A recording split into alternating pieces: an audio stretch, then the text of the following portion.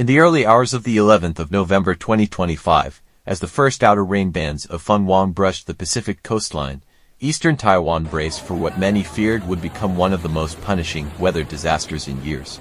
Wind gusts rising above 100 kilometers per hour tore across the shoreline, bending streetlights and scattering debris across coastal highways.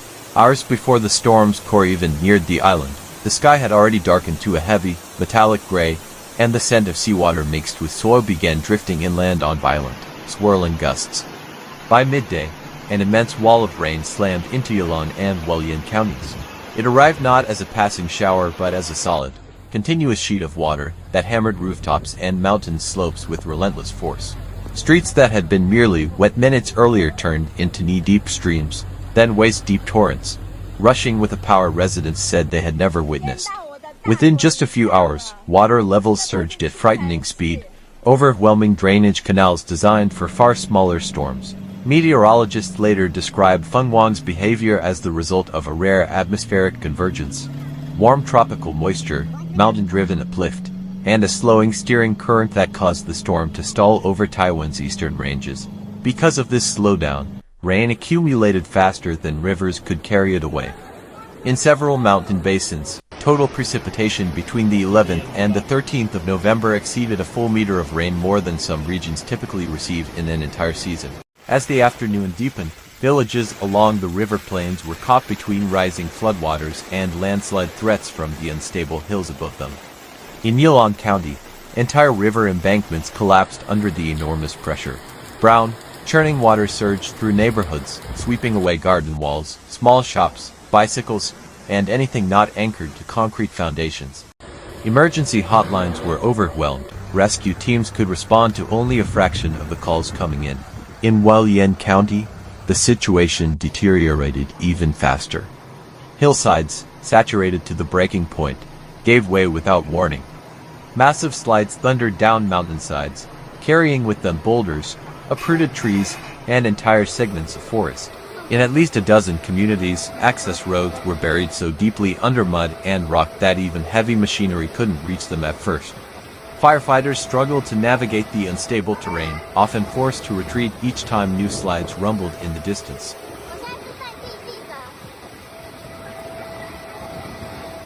Amphibious military vehicles were deployed as the storm intensified.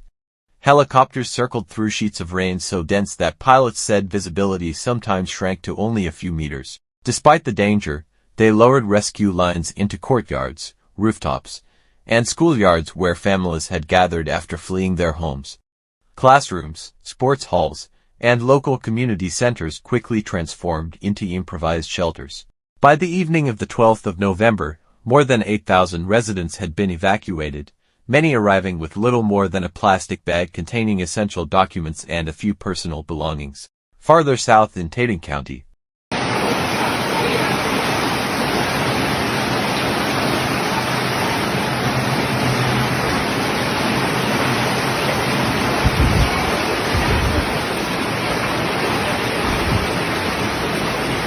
swollen rivers burst through embankments and flooded agricultural land stretching as far as the eye could see. Rice paddies disappeared beneath vast inland lakes, and fishing ports were swallowed by storm surge and runoff from the mountains. Drone footage captured scenes of small trucks, fishing nets, and even steel market stalls drifting through flooded intersections like toys in a massive bathtub.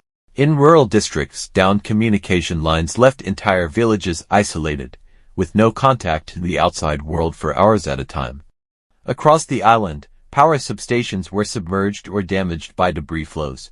Engineers warned that full restoration of electricity and clean water services could take weeks, especially in Hualien and Taiwan, where transformers, cables, and critical switching stations had been underwater long enough to require complete replacement. Teams worked around the clock to stabilize slopes, pump out drainage tunnels, and clear the primary access routes that emergency services needed to move equipment inland. Despite the storm's weakening winds as it crossed the island, Fung-Wong's legacy came overwhelmingly from rainfall. In several districts, single-day totals exceeded 400 millimeters while multi-day accumulations surpassed 1,000 millimeters in the most exposed mountain basins. With that much water falling so quickly, even modern flood control infrastructure stood no chance. Rivers rose simultaneously across multiple basins, leaving no natural outlet for the runoff. Engineers later admitted that the pressure on some embankments had been far beyond design thresholds. The humanitarian toll continued to climb into the night of the 13th of November. Thousands remained displaced in shelters, while emergency medical teams treated injuries caused by collapsing structures, near drownings, vehicle accidents on slick roads, and mudslide impacts. Although Taiwan's early evacuations prevented a larger tragedy, dozens of people were still injured during the height of the event as debris crashed through windows or floodwaters surged unexpectedly through homes. By the 14th of November, as the last rain bands drifted westward and skies began to brighten, the scale of destruction finally became visible. Entire riverbanks had shifted. Streets that once followed predictable paths now cut across new channels carved by the raging floods. Satellite images revealed wide scars along mountainsides where vegetation had been ripped away in massive sheets. Coastal roads hung partially collapsed over eroded cliffs, and several bridges had either failed completely or were left too unstable for use. Economists warned that the island faced significant short-term economic disruptions. Tourism, particularly along the scenic east coast, was expected to suffer immediate losses as hotels, restaurants, and outdoor attractions assessed damage.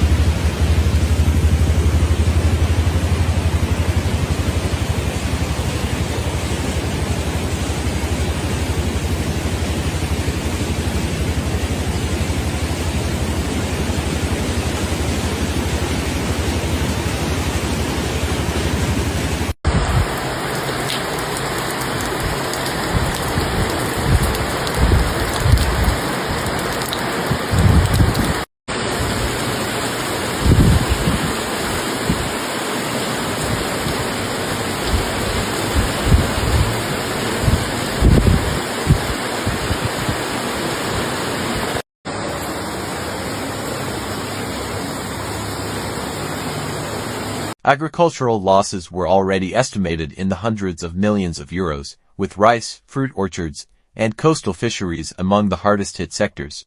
Transportation networks required extensive repairs, and the cost of rebuilding public infrastructure alone was projected to reach well into the high hundreds of millions or potentially surpass €1 billion once all assessments were completed. Climate analysts noted that Fung-Wong represented yet another example of fast-forming, moisture-loaded Pacific storms that strike land with extraordinary rainfall rather than intense wind. These storms, which linger longer and dump more water than past generations of cyclones, have become increasingly common across the region. Taiwan's mountainous terrain, while beautiful, amplifies their destructive potential, funneling water into narrow valleys where communities often have little time to react.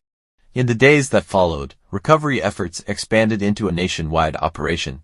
Military engineering brigades cleared debris from main highways, allowing convoys of relief supplies to move into isolated areas.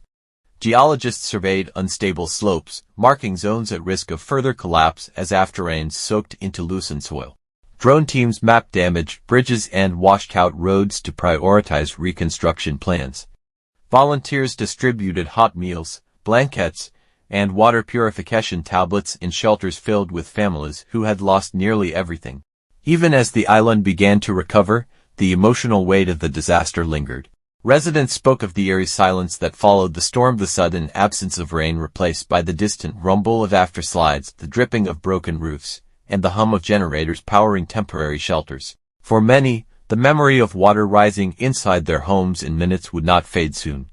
What began as a passing typhoon had evolved into a defining test of Taiwan's resilience. Fung-Wong's rains reshaped landscapes, tested infrastructure beyond its limits, and reminded the island of a changing climate's growing pressures. Yet amid the destruction, teams of rescuers, volunteers, engineers, and ordinary citizens worked shoulder to shoulder, determined to bring life back to the communities still shrouded by the storm's shadow.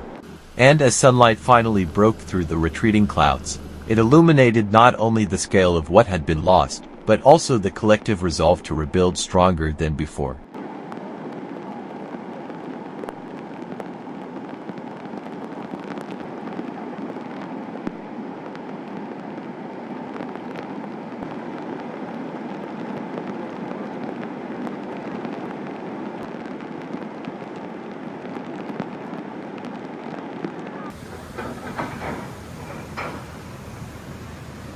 哇，水变大了！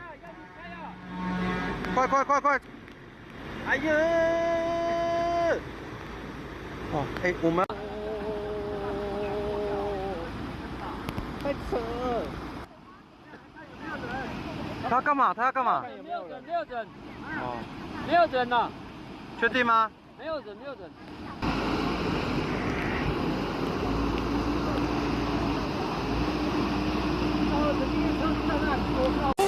淹到我的大腿以上了，这个是屈臣氏。